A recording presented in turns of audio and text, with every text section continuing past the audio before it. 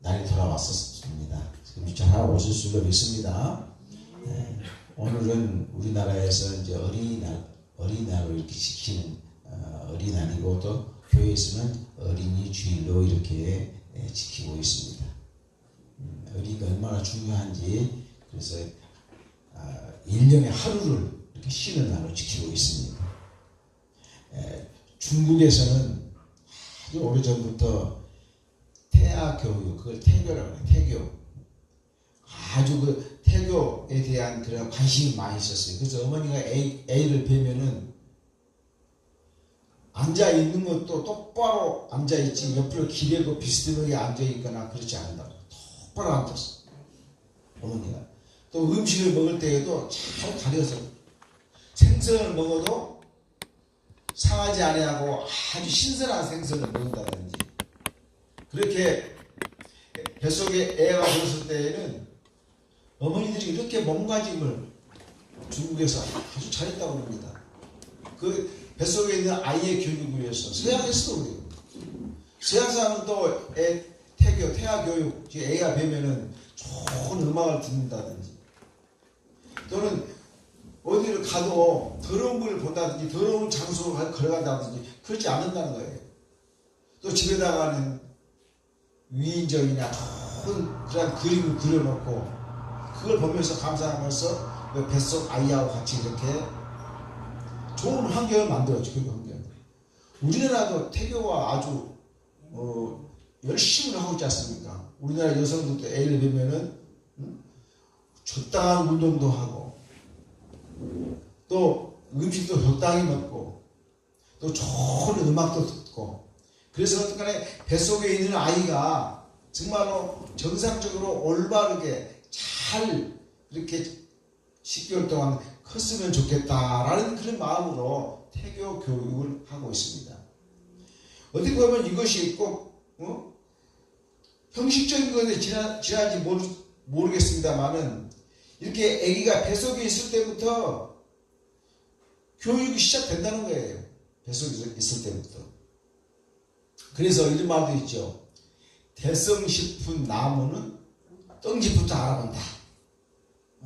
대성 싶은 나무는 떡잎부터 알아본다. 그런 말이 있습니다. 이 말은 뭐야? 잘 될 사람은 어릴 적부터 알 수 있다는 거예요. 싸가지 아니야, 싸가지. 싹이 좋으냐, 안 좋으냐. 또 우리말에 3살 버릇은 연 간다. 그 말이 있죠. 3살 때 버릇을 키워놓으면 죽을 때까지 간다. 그 말이에요. 서양 속담에는 요람에서 무덤까지라는 말이 있어요. 요람은 아이들 잠잘 때 재우는 거 흔들흔들 재우고 그 요람이요. 요람에서 무덤까지. 이렇게 교육 또는 교육 환경이라는 것은 우리에게 정말로 중요한 것을 알 수 있습니다. 그러므로 우리는 자녀들 교육을 위해서 정말로 성장 환경이 좋아야 돼. 성장 환경.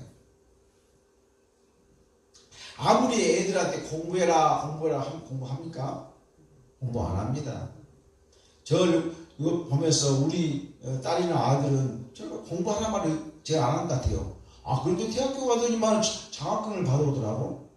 공부하란 말을 안 하는데 우리 아들은 장학금을 한 번은 받아오더니만 다음에는 안 받아오는데 왜? 내가 다 받아버리고 다른 사람 못 받으니까 안 받은대야. 한 번만 받아오더라고. 아무리 공부해라 해도 공부합니까? 그럼 어떻게 하느냐? 집에서 어머니 아버지가 책 읽고 연구하고 공부하는 자세를 지어서 보여줘야 돼. 제가 그전에 선생님한테 한 학생이 하나가 여학생 하나 입장한 여기 있었어요. 그 집에 부모님도 중고등학교 선생했었어요. 그런데 그래 우리 집은 텔레비가 없대야. 왜? 평상시에는 텔레비전을 타락이 아버지가 다 집어넣어버린대 식구가. 평상시에는. 그리고 텔레비를 안 본다는 거예요. 가족 공부하고 가족이 의논하고 그리고 이제 주말이나 특별한 경우에 텔레비를 꺼내서 텔레비를 본다고. 그렇게 이야기를 하더라고. 그게 교육이에요. 그리고 교육. 이와 같이 아무리 공부하라 해도 부모가 앞장서지 않으면 공부할 수 있는 것을 안 만들어주면 자기도 공부 안 합니다. 마찬가지로 교회 나가라 해도 교회 안 나갑니다. 부모가 앞에서 무심코 교회에 열심히 나가는 거예요. 새벽 기도하고 각종 교회 모임에 참석하고 열심히 교회 생활하면 자연히 그 자손들이 부모를 따라서 교회에 나가게 되는 거예요. 이렇게 교육 환경이라는 게 중요합니다. 중국 한나라 때 열려전이라는 책이 있습니다. 그 열려전 책 속에 명자 어머니가 명자를 공부하기 위해서 명모 삼천지교라 그러죠. 명자 어머니가 명자를 데리고 공부하기 위해서 3번 이상을 합니다. 자, 묘지 근처에 가 살았어요. 묘지 근처에. 그랬더니 이 애가 하는 짓이 뭐예요? 맨날 아이고 오늘 가면 언제 오나 맨날 그만 하고 있는 게 아이가. 안 되겠다. 그래서 두 번째로 시장 근처로 이사가. 시장 근처로. 시장에 갑자기 소리 치면서 박수 치면서 뭐 사라고 이거 사실 뭐가 쌉니다. 그런 소리 하고서 애가 배운 것이 그거요. 아니 여기도 안 되겠네. 그래서 명자 어머니가 명자를 데리고 이제 서당 근처로 갔어요. 서당 근처에서 들려온 소리는 하늘처럼 따지가 들려오지 않겠습니까? 그랬더니 이놈이 서당지가 하되 공부를 하기 시작하더라는 거예요. 이렇게 부모의 그 어떤 지혜라든지 그런 것도 중요하지만은 주요 환경이 이렇게 중요한 거예요. 자, 이와 같이 우리는 환경의 지배를 받고 삽니다. 그래서 우리는 어릴 때부터 이렇게 뱃속에 있을 때부터 자녀 교육에 많은 신경을 쓰고 있는 것입니다. 우리는 오늘 성경 속에서 어린 시절에 어떤 교육을 받고 있었는지를 한번 인물을 몇 번 찾아보고 있어요. 그 중에서 특별히 모세의 어린 시절을 한번 보겠습니다. 모세는 어린 시절에 어떻게 자랐는지. 모세는 참 운명이 참 어떻게 이런 운명 탔는지. 모세는 나자마자 3개월 만에 이제 나일강에 이렇게 배같이 만들어가지고 거기다 집어넣어서 나일강에 던져버렸어요. 모세를 집에서. 이제 그 당시에는 이 이스라엘 백성들이 애굽에서 노예 생활하고 있었을 때입니다. 그래서 하도 노예 생활했는데 430년 동안 노예 생활하고 있는데 이스라엘 백성들이 처음에는 70명이 와가지고는 430년 지나니까 인구가 막 100만, 200만 너무너무 많아진 거예요. 그러니까는 애굽에서 바로 왕이 히브리 민족, 즉 이스라엘 민족들은 아들 다 죽여버리라는 거예요. 그런데 그 민족에 이 모세가 태어난 거예요. 그러니까 모세는 죽을 수밖에 없어. 그래서 집에서 모세의 어머니 요게벳이 모세를 이렇게 집에서 모르게 키우고 있는데 이놈이 3살쯤 3개월쯤 되니까 소리를 지르고 막 울어대는 거예요. 그럼 그게 바깥으로 나가면은 저 신고도 안 하고 히브리 아이를, 이스라엘 아이를 지금 키우고 있냐면서 대다가 죽인다고 말이에요. 그래서 할 수 없이 그 어머니와 그 모세의 누이, 이렇게 대바구니 같은 거 만들어가지고 거기다가 모세를 집어서 나일강에 던져버립니다. 그러면서 그 누나는 애가 어떻게 되나 또 걱정도 됐겠죠. 그런데 마침 그때에 바로왕의 공주가 그 나일강에 목욕하러 와서 바구니 속에서 아이가 울고 있으니까 그걸 발견했어요. 발견해가지고 데려다가 이제 키우는데 마침 그 옆에 모세의 누나가 그걸 보고 있으면서, 왜 바로왕 이 공주는 애기를 키울 수 없잖아요. 전변사역이 필요하잖아요. 그러니까 그 누나가 가서 내가 히브리인 여자 중에서 젖 먹일 어머니를 하나 구해드리겠습니다. 그리고 그래라. 그래서 자기 어머니 생모를 데려다가 모세를 키운 거예요. 사실 모세는 바로 왕의 그 딸의 양자로 들어갔는데 키우기는 자기 어머니가 키우고 요게벳이 키운 거예요. 사실 따지고 보면 이러한 운명이 모세의 운명입니다. 그래서 모세는 어릴 적부터 그러한 운명에 태어났지만은 어릴 적부터 하나님 교육을 충분히 받은 자가 이 모세이고, 모세는 히브리 민족에 대한 모든 교육을 어머니로부터 받습니다. 히브리 민족이라는 말은 무슨 말이냐면은, 히브리라는 말은 제일 처음에 아브라함에게서 붙여진 이름입니다. 히브리라는 말은 유프라데스 강을 건넜다. 그 말이 그런 뜻입니다. 그래서 이 어머니 요게벳은 이 히브리 민족에 대한 민족의식을 이 모세에게 철두철미하게 가르쳤다는 거예요. 그러니까 나중에 모세가 어떤 사람이 됩니까? 80살 넘어서는 이스라엘의 민족의 지도자가 돼가지고 이스라엘 민족을 애굽에서 탈출시키는 그러한 지도자가 되는 거예요. 그걸 어렸을 때부터 했어요. 그러면은 히브리 민족에 대해서 엄마가 무엇을 가르쳤을까? 히브리 민족은 사실 아브라함이 제일 먼저 받은 이름인데 이 아브라함은 어떤 사명을 가지고 나왔습니까? 네 후손이 저 별처럼 저 모래처럼 많아질 것이고 너는 앞으로 이스라엘 민족 나라를 네가 건설할 것이다 하는 그 아브라함에게 준 하나님의 말씀이에요. 이 민족의식이 계속해서 흘러내려오는 거예요. 이런 것들을 이제 이 민족의식을 이 모세에게 즉 어머니 요게벳이 가르쳤다 하는 것입니다. 이와 같이 하나님이 민족의식을 가르친 이 모세, 배움을 당한 이 모세하고 그 당시에 이제 예를 한번 들어보면은 전에 중동 전쟁이라고 있었습니다. 그래서 미국에서 대학교 다니는 두 학생이 있었는데 중동 전쟁은 이스라엘과 이스라엘 근방에 있는 그 아랍 민족들이 싸운 전쟁입니다. 이 전쟁이 일어났는데 한 학교에 이스라엘 대학생하고 아랍 나라에 사는 대학생 두 대학생이 있는데 전쟁이 일어나니까 둘 다 학교 안 가버려요. 그래서 알아보니까 이 히브리 이 교육을 받은 이 이스라엘 이 대학생은 자기 나라로 갑니다. 왜? 나는 내 나라를 지키기 위해서 나 전쟁을 하기 위해서 내 나라 간다. 갔어요. 그래서 학교 안 나온 거예요. 그럼 다른 사람은 어떻게 되느냐? 그 아랍권에 온 그 학생은 자기 나라로 간 것이 아니라 거기서 도망가 버렸어요. 왜? 전쟁하러 오라는 소환장이 날아올까? 이거 명령이 그걸 받으면 전쟁하러 가면 죽을 수 있잖아요. 그러니까 도망가 버렸어요. 이와 같이 그러니까 이 전쟁은 보나마나 뻔한 거예요. 아랍권에 있는 사람들은 이렇게 민족의식이 없고 국가의식이 없는 것이고 이와 같이 이스라엘 백성들은 민족이 의식이 있는 것이고 나라를 사랑하는 의식이 있다는 거예요. 이것이 뭐냐? 성경에서 말하는 히브리 민족의 그 특성을 여기서 지금 말해주고 있다 하는 것입니다. 그래서 이와 같이 모세는 어렸을 때부터 어머니로부터 히브리인으로서의 그 자격, 민족의식을 가지고 이 자란 자가 모세이기 때문에 모세는 나중에 이스라엘 백성들을 애굽에서 구원하는 그러한 훌륭한 지도자가 된 것을 우리는 알 수 있습니다. 또 사무엘. 자, 사무엘이라는 사람은 제사장은 어머니가 한나예요. 한나. 근데 한나는 아이를 못 납니다.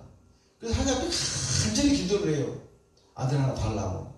그래서 응답을 받고 그러면서 한나가 그럽니다. 하나님께서 아들을 주면은 나는 이 아이를 삭도 머리를 자르지 않는 그러한 나시르로 하나님 앞에 다 드렸습니다. 그래서 얻은 아들이 한나가 얻은 아들이 이 사무엘이에요. 사무엘. 그러니까 하나님 앞에 이 아들을 드리려고 작정을 했으니까 이 한나가 빨리 젖대는 날 한 살, 젖대는 날만 기다리고 있는 거예요. 그래서 저를 딱 떼자마자 이 어머니 한나는 이 사무엘을 데리고 실로에 있는 엘리 제사장 앞에 갖다 줘버립니다. 그건 이제 쉽게 말하면 여기는 이제 교회하고 똑같은 것이죠. 제사장 한 살 배기 젖대 내려 갖다가 맡겨버려요. 그래서 하나님 말씀대로 교육시켜달라는 거예요. 이와 같이 이 사무엘은 한 살 때부터 어머니를 떠나서 이와 같이 하나님의 전에 가서 하나님 말씀대로 그렇게 생활하면서 알 수 있습니다. 그래서 오늘 이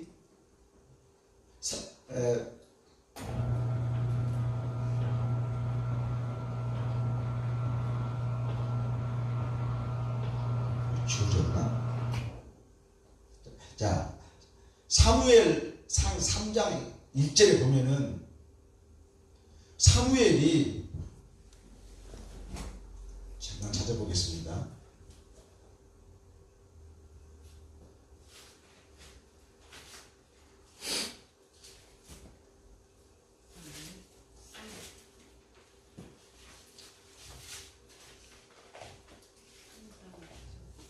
사무엘상 3장 1절이 3장 6절에 보면은 무슨 말이 나오냐면 이 말이 나와요. 아이 사무엘이 엘리 앞에서 여호와를 섬길 때에는 여호와의 말씀이 희귀하여 이상이 흔히 보이지 않았더라. 이 말씀이 무슨 말씀이냐면 아이 사무엘이라고 했어요. 즉 사무엘이 어렸을 때에 여호와 앞에서 하나님을 섬겼는데 그때에는 하나님의 말씀이 희귀하여, 그 말은 많은 사람들이 하나님을 안 믿는다 그 말이에요. 그래가지고는 여기서 이상이라는 것은 환상, 계시입니다. 이상, 이 계시가 보이지 않았더라. 사무엘 때에 많은 사람들이 전부 다 예수나 하나님을 안 믿고 우상 숭배를 하고 아주 종교심이 떨어졌어. 그랬을 때 사무엘이 여호와를 잘 섬겼는데 그때에는 누구에게도 환상이 안 나타났어요. 여러분들 노아 시대 보세요. 그 많은 사람 가운데에서 환상, 이상은 노아 한 사람밖에 안 나타납니다. 그래서 저 이거 보면서요, 얼마 전까지만 해도, 몇십 년 전까지만 해도 우리 선배 되시는 그런 목사님들은 많은 환상도 보고 많은 이적도 일으켰는데 지금은 그런 게 참 없어요. 지금은 정말로 어떤 환상이나 이적 그런 것들이 옛날에 50년, 60년 또는 100년 전에 비하면은 참 없거든. 지금은 세상이 악해지니까 하나님 이거 안 보여주시는구나. 노아 시대도 하나님께서 노아 한 사람만 보여줘요. 하나님 환상은 나머지 하나도 안 보여줘요. 이 3일 때도 보니까는 하나님 여호와의 말씀이 희귀하다 했어요. 즉 하나님의 환상이 안 나타나. 이 3일 때도 왜? 세상이 너무 악하니까. 그런데 이 아이 사무엘에게 하나님 환상이 나타난다는 거예요. 아이고, 깜짝 놀랐습니다. 야, 이 사무엘이 얼마나 도대체 엘리 밑에서 이 하나님의 말씀대로 그렇게 순종을 하고 하나님의 말씀을 따랐길래 이렇게 아이 사무엘이 하나님의 음성을 들었냐. 이제 그거 뒤에 보면은 엘리가 저쪽에서 자고 사무엘이 이 성전에서 잠을 자는데 사무엘아 사무엘아 부릅니다. 그래서 사무엘이 이 아이 사무엘이 바닥 깨가지고는 막 쫓아갑니다. 엘리 이 제사장한테. 왜 부르셨습니까? 저 여기 있습니다. 아니야, 나 안 불렀어. 가서 자거라. 자고 있는데 또 사무엘하고 또 부르는 거예요. 또 사무엘이 번쩍 일어나서 쫓아가서 아이고 엘리 제사장님 또 나 부르셨습니까? 아니야, 나 안 불렀어. 가서 자. 자고 있는데 또 사무엘아 또 부르는 거예요. 그래서 또 가서 아이고 제사장님 무슨 일이 있네 이렇게 자꾸 부르시니까 아니야 안 불렀어. 하나님이 너를 부르시나 보다. 그걸 깨달아요. 사무엘이. 이 엘리가 세 번째 하나님이 너를 부르신 거다. 하나님 이제 내가 자고 있다가 또 사무엘아 부르면은 하나님 나 여기 있습니다 그렇게 말을 해라. 그렇게 엘리가 제사장이 사무엘에게 이야기를 합니다. 그럼 거기서는 거기 11절에 보면 그렇게 나옵니다. 10절에 여호와께서 임하여 서서 전과 같이 사무엘아 사무엘아 부르시는지라 사무엘이 이르되 말씀하옵소서 주의 종이 듣겠나요. 이제 네 번째 또 사무엘아 사무엘아 부르는 거예요. 그 앞에 와서 저기 여호와께서 앞에 와서 그러니까 그때는 이제 사무엘이 여호와여 제가 여기 있사옵나이다 이렇게 이야기하는 것을 우리는 말씀에서 들 수 있어요. 우리가 어려도 나이가 어려도 사실 사무엘이 뭐 얼마나 알았겠습니까? 하나님에 대해서 말씀에 대해서. 그러나 그 마음이 하나님을 향하는 마음이 가득하니까 사무엘을 부르는 거예요.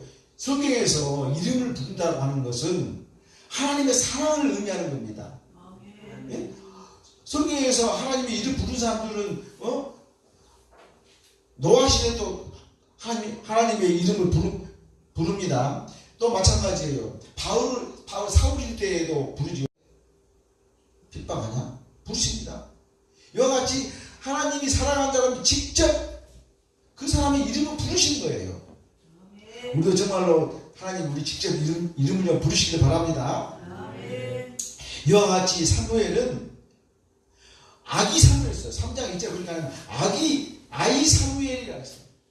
아이 사무엘임에도 불구하고 하나님의 부르심을 들은다는 거예요. 그런데 그러니까 정말 이 아이라는 것이 얼마나 마음이 순수하고 오늘 어린이날이지만은 얼마나 마음이 순수하고 아름답고 깨끗하겠습니까? 세상에 때가 더 묻었지 않습니까? 그래서 우리가 정말로 신앙심을 가지면은 이와 같이 사무엘처럼 어린 나이에도 우리 어린 아이와 같지 않냐면 천국에 못 들어간다고 그랬어요. 어린 아이의 마음이 무슨 마음이겠습니까? 거짓이 없지요. 욕심이 없지요. 순수하지요. 그런 마음이 어린 아이의 마음인 거예요. 이 사무엘이 이렇게 어렸음에도 불구하고 사무엘이 직접 하나님의 음성을 들을 수 있다고 하는 것은 정말 우리에게 큰 교훈을 준다고 할 수 있다 하는 것입니다. 우리는 이렇게 자녀 교육을 사무엘이 어머니 한나가 엘리 제사장이 갖다 두어버렸어요. 그럼 엘리 제사장은 그 성전에서 이거 말하면 교회에 맡겼다는 거예요. 또 오늘 모세는 어릴 때부터 어머니의 믿음의 교육을 받았다는 것이고 이 사무엘은 그냥 교회에 맡겼다 그 말은 똑같은 이야기일지도 모르지만 하나님 말씀에 다 쉽게 말하면 제물로 드린다는 거예요. 사무엘 이렇게 정말로 이 사무엘은 정말로 교회 중심으로 교육시켰다 하는 것입니다. 우리는 어머니 중심으로 교육도 시키고 교회 중심으로 교육을 시켜야 돼. 그러나 요새 교회 중심으로 교육시킵니까? 시험기간이 돼보세요. 주일날 교회 안 나옵니다. 도서 가서 공부해야 돼. 주일날. 시험기간이 되면은 교회 안 나와야 돼. 엄마가 교회 안 보내. 공부하라고. 그 교회 중심이 되겠습니까? 자기 편의들만 그렇게 움직이는 거예요. 이제 디모데 어린 시절을 한번 알아보도록 하겠습니다. 디모데후서 3장 15절에 보면은 또 어려서부터 성경을 알았으니 성경은 능히 너로 하여금 그리스도 예수 안에 있는 믿음으로 말미암아 구원에 이르는 지혜가 있게 하느니라. 디모데도 보니까는 어렸을 때부터 성경을 많이 알고 공부했다고 하는 것입니다. 그러니까 우리 믿는 자들은 이 모세처럼 어렸을 때부터 민족의식 강한 그런 힘의식 교육을 이스라엘 교육을 잘 시켰다는 거예요. 그 다음에 교회 중심으로 교육을 시켰고 이번에는 거기에다가 성경 공부를 많이 시켰다 하는 것을 우리는 알 수 있습니다. 자, 이 말씀을 보면은 이 디모데가 어릴 때부터 성경 공부를 많이 한 사람이다 라는 것을 알 수 있습니다. 무엇을 배우든지 어렸을 때부터 배워야 됩니다. 모차르트는 3살 때부터 작곡하는 흉내를 냈다고요. 작곡하는 흉내. 모차르트는. 여러분들 피아노를 배워도 손이 굳기 전에 배워야 돼. 우리 사상이 우리 어떤 것들이 굳어져버리면 그거 심어지기가 어렵습니다. 어렸을 때에 하나님의 말씀을 전하면 그걸 다 받아들이지만 이게 나이 먹어가지고 하나님 말씀을 전하면 잘 안 받아들여져. 무엇이든지 우리는 정말로 어렸을 때부터 우리가 교육을 충분히 받아야 한다 하는 것입니다. 우리도 자녀들이 어릴 때부터 성경 말씀을 가르치기를 바랍니다.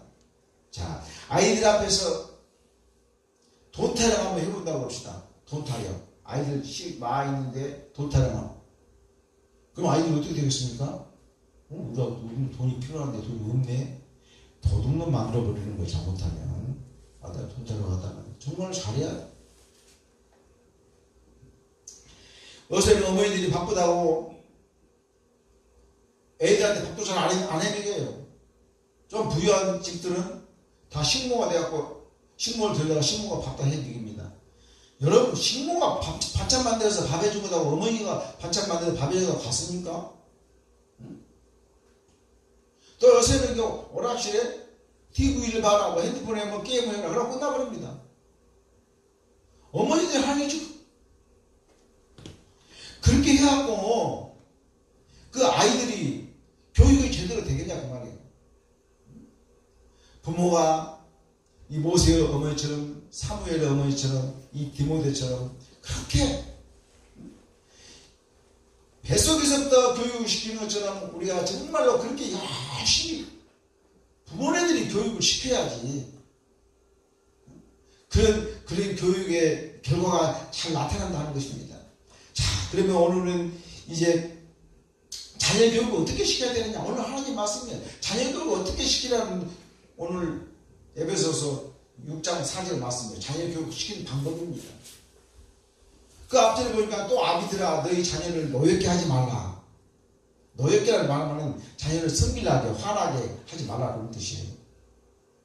여러분들 부모와 잘못하면 자녀들이 뭐 화내고 성질내고 심지어는 자녀들이 부모를 뭐 때리거나 죽이는 경우까지 나옵니다. 도대체 부모된 자들이 자녀들을 노엽게 화나게 성질나게 하는 원인이 어디에 있나? 나는 내가 아니라 주님이 나의 주인이고 나는 그 주님의 종입니다. 그러면은 내 주인이 주님이시면은 자녀들의 주인이 누굽니까? 우리 주님인 거예요. 그런데 자녀가 나는 내 자녀의 주인인 줄 알아요. 내 자녀는 그래서 내 마음대로 하려고 내 생각대로 자녀들에게 어떤 훈계를 할 때 내 권위, 아버지의 권위, 내 아버지의 방법, 내 아버지의 생각, 내 표준, 그걸 자녀들에게 그걸 따르라고 그러니까 따라집니까? 생각해보세요. 세대 차이가 나잖아요. 세대 차이가 한 세대 차이가 나는데 어떻게 아버지 사고방식이 자녀 사고방식 바뀌었습니까? 안 같은 거예요. 자기 권위, 나는 내 마음속에 주님이 계시면 나는 주님의 종이라니까. 그러니까 나는 자녀들에게 할 자격이 없는 거예요. 권위가 없는 거예요. 예수님의 권위로 자녀들을 가르쳐야 한다는 거예요. 왜? 나는 주님의 종이니까. 그런데 내 권위로, 내 생각대로, 내 방법대로, 내 기준대로 고집을 하니까 아이들이 따라옵니까? 세대 차이가 안 따라오지? 순종합니까? 순종 안 하는 거예요. 그러면 또 부모가 어떻게 됩니까? 저는 봐라. 부모의 방법대로 하라고 순종 안 한다. 불순종하네. 화가 나고 혈기가 나고 울분이 나잖아요. 그러니까 함부로 말하고 때리고 부모가 그렇게 되는 거예요. 근데 예수 믿는 자들은 자녀를 다룰 때 노엽게 하지 말라는 말은 그 자녀가 네 거 아니라는 거예요. 하나님 것이라는 거예요. 그러니까 모든 일을 하나님의 권위대로, 하나님의 방법대로, 하나님의 생각대로, 하나님의 기준대로 그렇게 하라는 거예요. 그래야지만 자녀를 노엽게 하지 않는 거예요. 세대 차이 나는데 자식하고 내가 말을 해서 자식이 따라오겠습니까? 안 따라온다는 거예요. 그러니까 하나님을 기준으로 하는 거예요. 그 하나님의 권위를 하는 거예요. 부모들은 자녀를 양육함에 있어서는 그리스도의 권위로 자녀들을 양육하라는 것입니다. 그리고 부모들은 그 자녀가 잘되고 잘못되는 것을 일체 주님께 의뢰하라 그 말이에요. 자녀가 잘되고 못된 것을 주님께 의뢰하라는 거예요. 혹시 자녀가 불순종하는 때에는 어떻게 해야 되느냐? 평화로운 마음으로 온유하게 해야 된다는 거예요. 자녀가 불순종한다, 자녀가 내 말대로 안 한다 해서 거기서 욕을 하고 때리고 불화가 일어나지 말고 불순종할 때는 평화로운 마음으로, 왜? 나는 그럴 자격이 없다. 하나님께서 모든 것을 다 지고 계신다. 자, 자녀를 노엽게 하지 말라는 말은 자녀를 징계하지 말라는 말은 아닙니다. 그렇다고 자녀를 징계하지 않는다.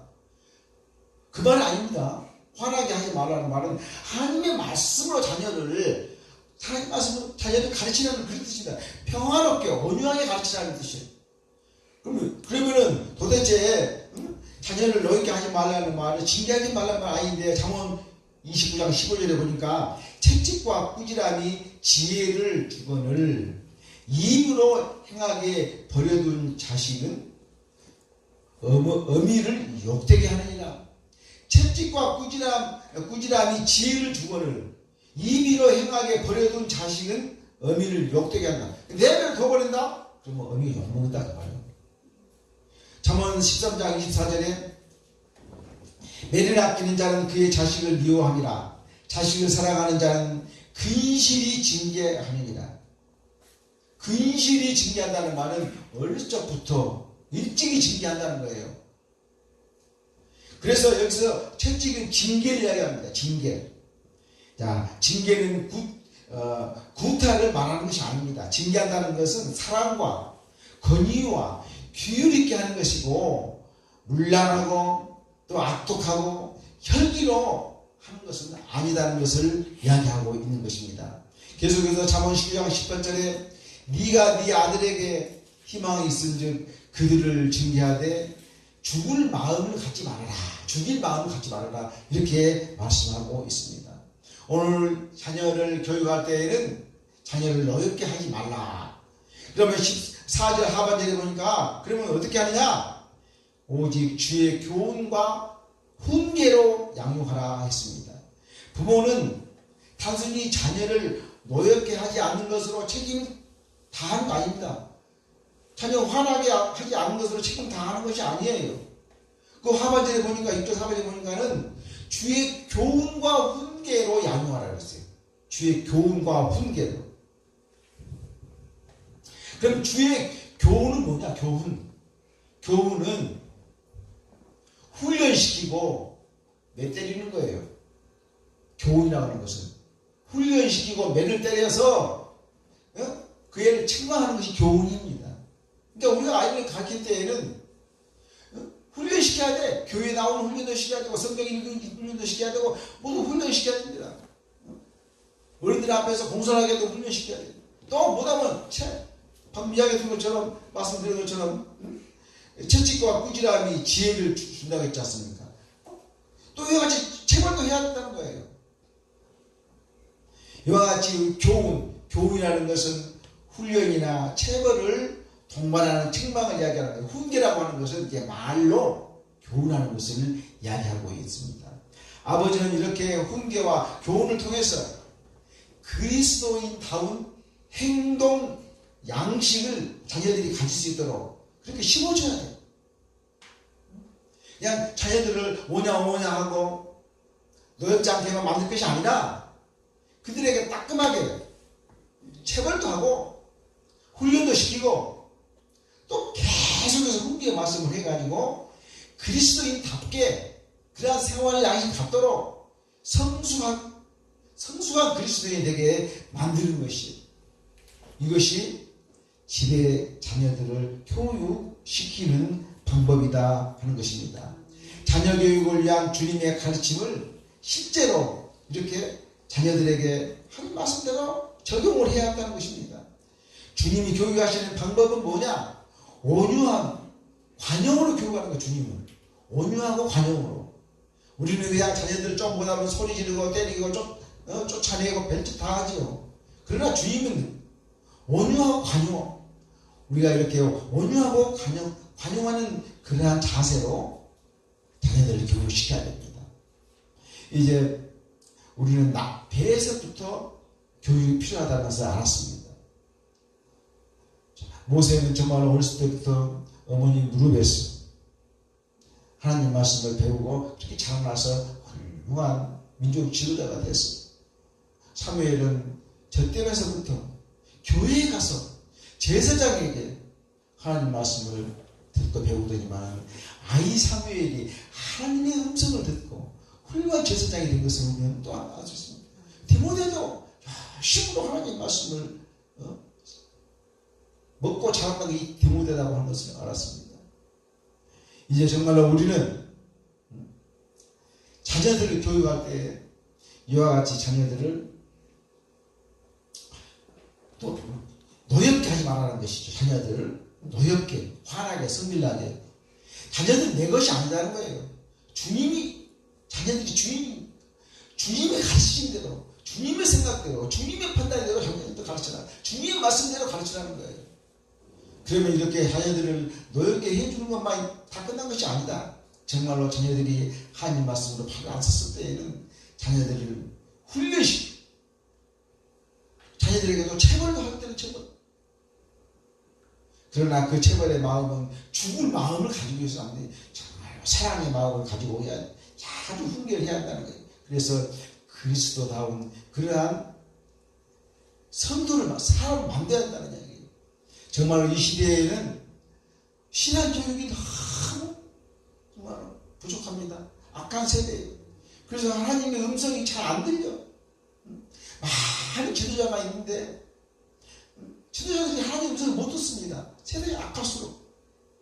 우리는 이럴수록 더욱더 하나님을 믿는 그 믿음에 우리가 정말 열심히 해서 기도하고 말씀 보고 찬양하고 하나님 성전에 나와서 예배드림으로써 정말로 이 어려운 세대에 내 부모로서의 모든 갖추고 잘 갖추고 또 자녀들을 부모의 하나님의 말씀으로 잘 양육해서 이 나라와 이 민족 좀 살려야 됩니다.